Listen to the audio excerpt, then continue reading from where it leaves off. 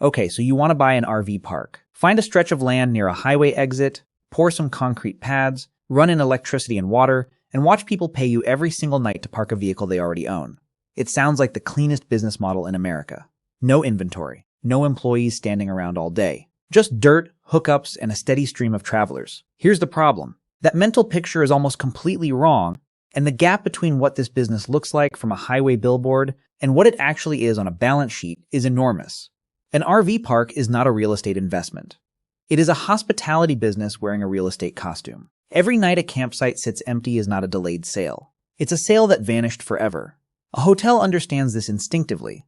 Most first-time RV park buyers don't, and that single misunderstanding is why so many of them lose money in their first 3 years of ownership. So let's actually walk through the numbers, because the real economics of this business are far stranger, far more seasonal, and far more fragile than the YouTube thumbnails suggest. Start with what beginners get wrong first.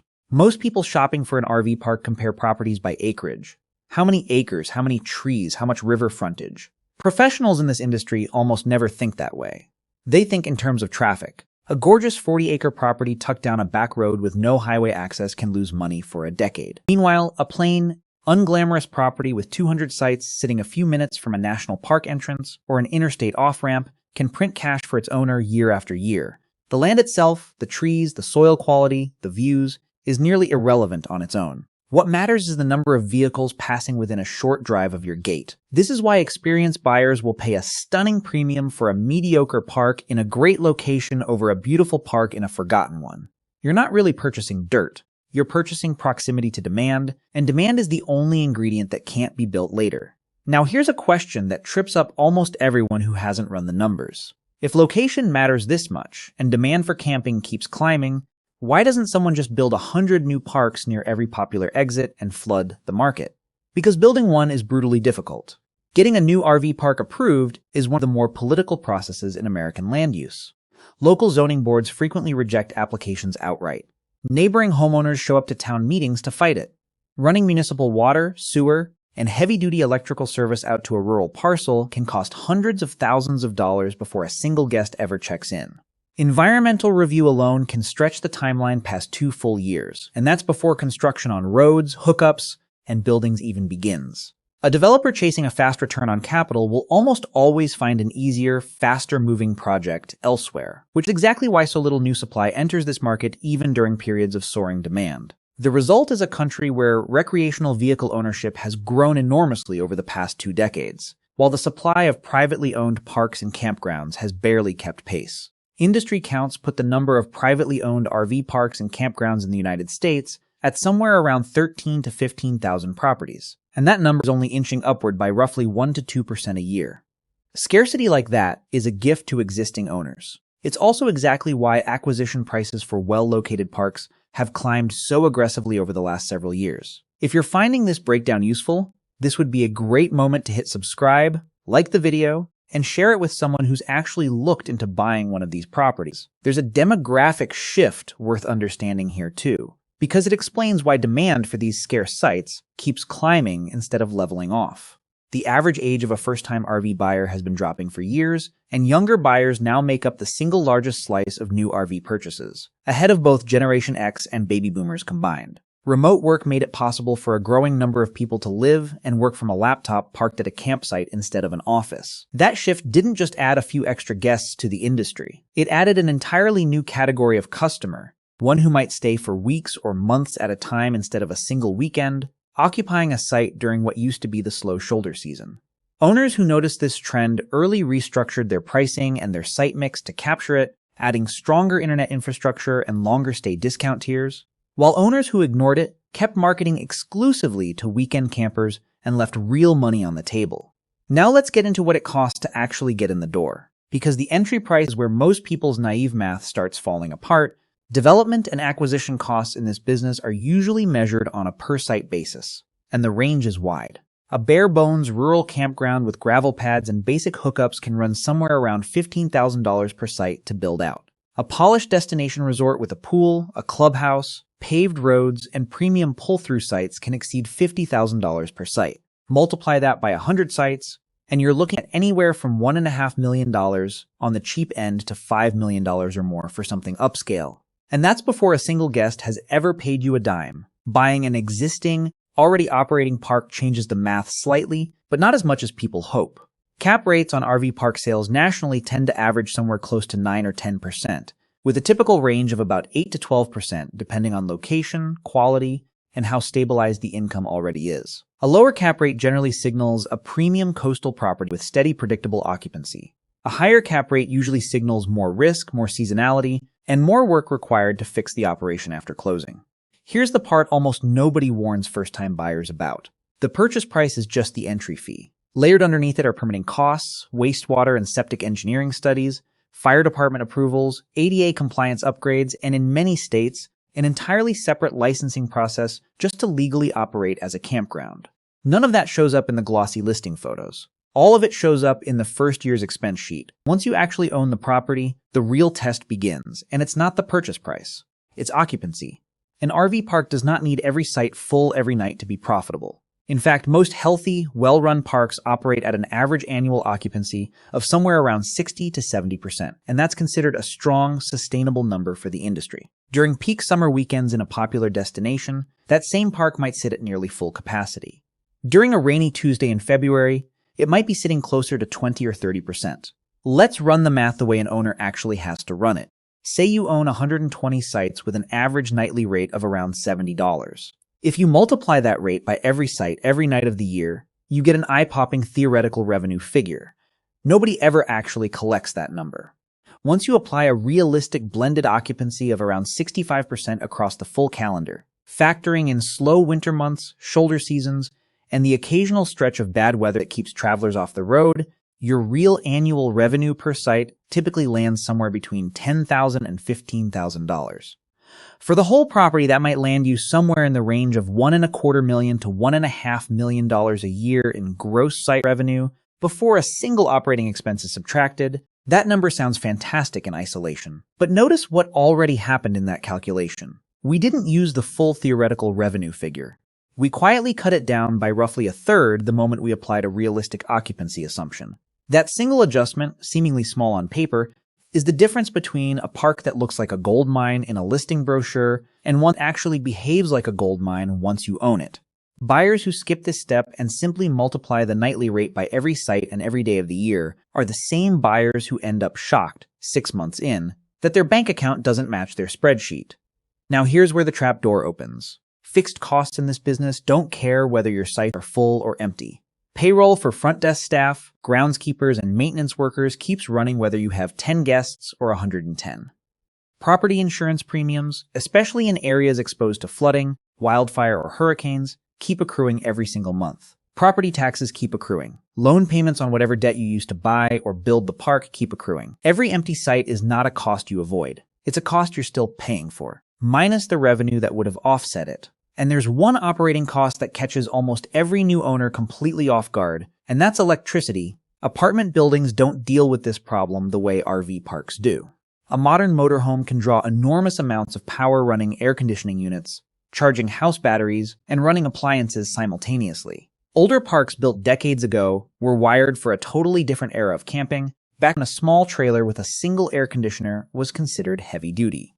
Bringing an older park's electrical infrastructure up to modern 50-amp standards across an entire property can easily run into the hundreds of thousands of dollars. Buyers who skip a proper electrical inspection before closing sometimes discover this the hard way, usually during the first heat wave after they take ownership, when half the park trips a breaker at the exact same time. Think about what that actually means operationally. It's not a one-time embarrassment you fix and forget. A breaker failure during a holiday weekend, when every site is full and every guest expects functioning air conditioning, is the kind of event that generates a wave of one-star reviews within hours.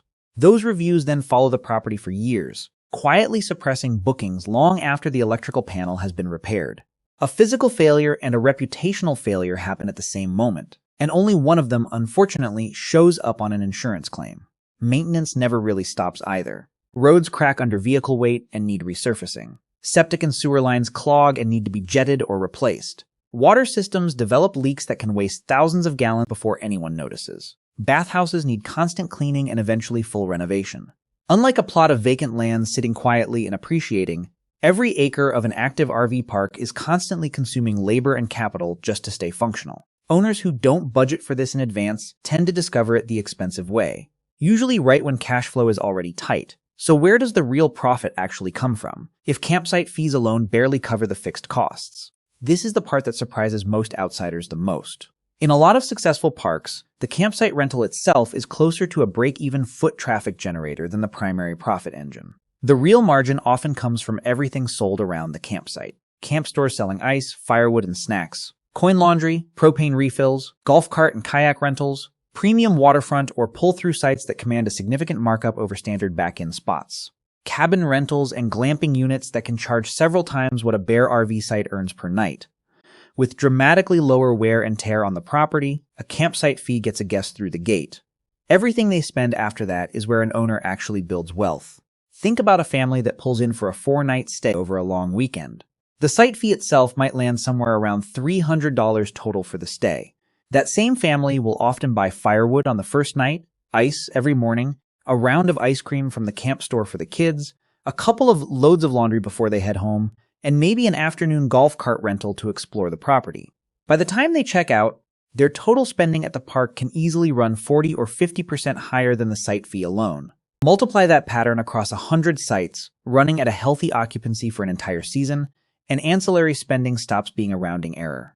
It becomes one of the largest single line items on the park's income statement, and unlike the site fee itself, most of it carries a considerably fatter margin because the underlying cost of a bag of ice or a bundle of firewood is a fraction of what it sells for at the camp store register. Premium sites work the same way from a different angle. A standard back-in gravel pad might rent for the base nightly rate, while a pull-through site with a water view, extra concrete pad space, and a fire ring can command a markup of 20 to 30% over that same base rate, for essentially the same underlying cost to the owner. Smart operators learn to grade their sites the way a hotel grades its rooms, charging noticeably more for the ones guests actually fight over booking first. There's also a quieter strategic decision every owner eventually has to make, and it's the balance between short-term guests and long-term monthly renters. Monthly tenants are wonderful for stability. They reduce vacancy, cut down on cleaning and turnover costs, and create predictable cash flow every 30 days without much marketing effort. But lean too heavily into monthly renters, and a vacation-oriented RV resort can slowly drift into feeling like a permanent trailer community. That shift changes the kind of guest willing to book a weekend stay, it changes pricing power, and over time it can even reduce what the property itself is worth to a future buyer. Getting that balance right is one of the harder judgment calls in this entire business. Pricing itself has also changed dramatically over the last several years. Hotels have used dynamic, demand-based pricing for decades, and RV parks have finally caught up. Software now lets owners raise rates automatically around holiday weekends, drop them during slow shoulder periods, and adjust in real time based on how quickly sites are booking. A campsite is no longer sold at one flat number all year. It's sold more like an airline seat, priced according to exactly how badly people want it on that specific date. None of that pricing sophistication matters, though, if nobody can find your park in the first place. Marketing in this business used to mean a road sign and a listing in a paper directory. Today it means online reviews, booking app visibility, and professional photography. A cluster of one-star reviews about dirty bathrooms can quietly suppress bookings for months. A few well-shot photos and a strong review score can fill a property almost on autopilot. Marketing isn't decoration anymore in this industry. It functions as occupancy insurance. Booking behavior itself has shifted just as dramatically as the marketing channels feeding it. A large share of travelers now research and reserve a campsite entirely through their phone, comparing listings, photos, and reviews across several apps before they ever pick up a telephone or drive past the front gate. A property that isn't accurately listed on the major booking platforms, with current photos and real-time availability, is effectively invisible to a huge slice of its potential customer base, no matter how nice the actual campground looks in person. Owners who treat their online listing with the same seriousness a hotel treats its website tend to run meaningfully higher occupancy than owners who still rely on a hand-painted road sign and word of mouth. Wi-Fi deserves a special mention here because it has quietly become one of the most decisive amenities in the entire industry. A large majority of guests now rate reliable internet access as a highly important factor in choosing where to camp, right alongside clean bathrooms and a safe, quiet setting. That single amenity, which cost relatively little to install and maintain compared to a pool or a clubhouse, can be the deciding factor between a guest booking your property or scrolling past it toward a competitor down the road. All of this operational complexity hasn't scared off big money. It's actually attracted it. For most of the last century, RV parks were overwhelmingly family-run businesses, passed down or sold quietly between local owners. That has shifted noticeably. Publicly traded real estate investment trusts have moved aggressively into this space. Sun Communities, listed on the New York Stock Exchange, has grown into one of the largest owners of manufactured housing and RV resort properties in the country, with a portfolio that now spans several hundred communities and well over 150,000 developed sites across the United States, Canada, and the United Kingdom. Its main publicly traded rival, Equity Lifestyle Properties, has built a similar strategy around the same asset class. Watch how these larger players actually behave, and you start to see the underlying logic of the entire industry. They aren't chasing single standalone campgrounds. They're assembling large regional clusters of properties, so a guest who enjoys one resort in one state can be funneled through a shared loyalty program and a shared booking platform toward a sister property a few states away during their next trip. That kind of cross-property loyalty is nearly impossible for a single independent owner to replicate, and it's part of why institutional buyers are often willing to pay a lower cap rate, meaning a higher price relative to income, for a well-run park than a private buyer would. Why would institutional money with countless options chase a business this operationally messy? Because from a boardroom, an RV park doesn't look like a campground. It looks like recession-resistant infrastructure. Occupancy holds up reasonably well even when the broader economy wobbles, because staying somewhere in an RV is dramatically cheaper than a hotel. Supply is constrained by the same zoning fights that block small operators. And because monthly and seasonal renters lock in recurring income, cash flow tends to be steadier than a typical hotel's. Steady does not mean risk-free, and this is the part every optimistic buyer needs to sit with before writing a check. Insurance costs in wildfire and hurricane-exposed regions have climbed sharply in recent years, and in some coastal and forested markets, carriers have simply stopped writing new policies altogether, forcing owners into far more expensive surplus lines coverage. A single bad wildfire season can force an evacuation that empties a property during its highest earning weeks of the year. A single hurricane can flood a riverside park and destroy electrical pedestals, septic systems, and roads in one weekend, with repair bills stretching into the hundreds of thousands or even millions of dollars depending on the scale of the damage. Recessions hit tourism-dependent revenue harder than owners expect because a road trip is one of the easiest expenses for a stressed household to cancel. Fuel price spikes can quietly suppress long-distance travel for months at a time. None of these risks show up anywhere in a rosy pro forma spreadsheet, and every one of them has ended a first-time owner's ambitions before their 5th year of operation. Here's the structural point buried inside all of these disaster scenarios, and it's worth sitting with for a moment. In almost every other kind of small business, a slow month is a slow month. You sell a little less, you tighten spending a little, and you move on. In this business, the fixed costs stay locked in place no matter what the weather, the economy, or the calendar throws at you, while the revenue side is the one variable exposed to nearly every outside shock imaginable. That asymmetry between rigid costs and volatile revenue is exactly what makes RV parks capable of producing both remarkably strong returns in a good year and genuinely painful losses in a bad one. It isn't a flaw in how any individual owner runs their property. It's baked into the structure of the business itself. Labor is worth a mention here too, because it's easy to underestimate before you actually own a property. Front desk staff, groundskeepers, and maintenance workers typically account for somewhere around a quarter to nearly a third of total operating expenses at a well-staffed park. Finding reliable seasonal workers in a rural tourist area, particularly during the exact same summer weeks when every other local business is also hiring for its peak season, is harder than it sounds from the outside. A park that can't adequately staff its front desk or its groundskeeping crew during a sold-out holiday weekend doesn't just lose a little efficiency. It loses the reviews, and therefore the future bookings, that come from guests who showed up expecting a smoothly run resort and instead found an overwhelmed skeleton crew. So let's put the whole picture together with 2 honest scenarios, because that's the only fair way to evaluate whether this business actually works for a specific buyer.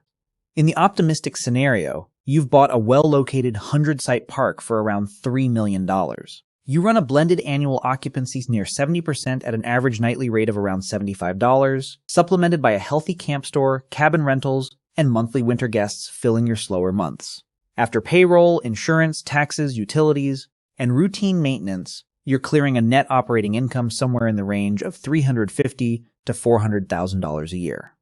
Against your purchase price, that's a healthy, sustainable return, and if you finance part of the deal, you're still comfortably covering debt service with room to spare. In the realistic scenario, your first year opens with a wildfire evacuation that costs you your entire peak July weekend, your insurance premium jumps by nearly 40% at renewal because your county got reclassified as higher risk, and an older section of your electrical grid fails during a heat wave, forcing an emergency upgrade you hadn't budgeted for. Your occupancy for the year lands closer to 50% instead of 70%. Your net operating income for that year might fall somewhere around $100,000, barely enough to cover debt service, let alone reinvest in the property. The difference between a strong year and a genuinely bad year in this business can easily be $200,000 to $300,000 in net income on a single 100-site property. That gap is the entire risk profile of this industry compressed into one sentence.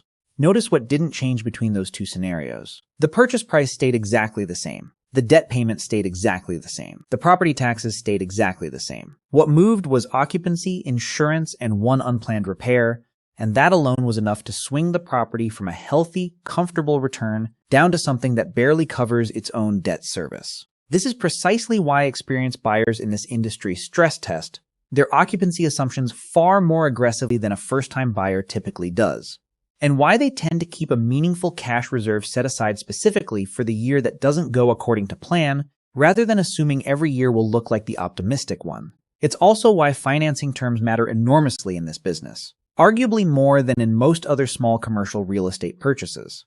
A buyer who stretches to the maximum loan amount a lender will offer, based on an optimistic occupancy projection, is the same buyer who ends up in serious trouble the moment a realistic bad year actually shows up. A more conservative buyer, one who underwrites the deal using the realistic scenario rather than the optimistic one, walks into ownership with a much thicker cushion and a much better chance of still owning the property comfortably 5 years later. Before we close this out, if you want a broader, practical breakdown of how businesses like this actually get evaluated, financed, and operated day to day, there's a detailed business guide covering exactly that linked in the description below and pinned in the first comment. It's worth a look if you're seriously considering a purchase like this one. What all of this really tells you is that an RV park was never truly a real estate play. The land is just the stage. The actual business is convincing the same traveler to come back year after year and spend a little more each time they do. Owners who treat this like a hospitality company, not a landlord operation, are consistently the ones who come out ahead.